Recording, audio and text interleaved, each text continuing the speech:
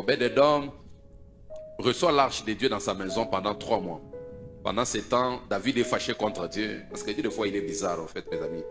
Par moments, il est bizarre. David vient de récupérer l'arche. Il est en train de danser de toutes ses forces. Pendant qu'il danse, un gars touche l'arche qui voulait tomber. Dieu le tue sur place. Et puis il tombe, il meurt. Ah! Tu es quel type de Dieu? On danse pour toi-même. On a pris pour toi l'arche. Et puis tu tues quelqu'un. Pendant que le gars est en train de mourir là, David, il est troublé dans son esprit. Tu ne peux pas marcher avec Dieu si tu sens qu'il te trouble. Tous ceux qui ont marché avec Dieu le savent. Qu'à un moment donné, Dieu peut te troubler. Tu connais ce qu'il faut faire, tu le fais, mais tu trouves un résultat totalement différent. Tu dis, mais ça m'a zandigé. Alors, David est fâché contre Dieu, en fait.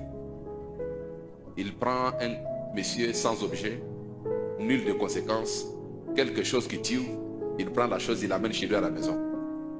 Cette chose, on l'appelle l'arche de l'Éternel. C'est une caisse qui représentait la présence de Dieu au milieu de son peuple. Pendant qu'il prend la caisse là, il part avec chez lui à la maison. Le commentateur biblique dit que 3 mois après, l'Éternel bénit Obed-Edom et toute sa maison.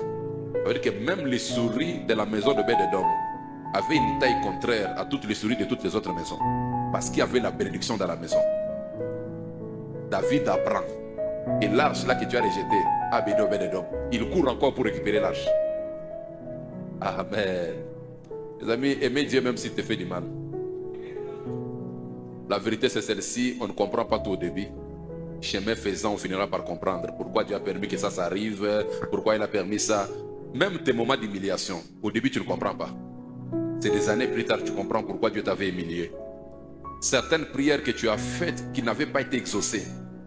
Des années plus tard, tu comprends pourquoi Dieu n'avait pas exaucé les prières. Quand tu es un enfant de Dieu, ce que tu ne comprends pas, tu dis Seigneur merci. Ce que tu comprends aussi, tu dis Seigneur merci.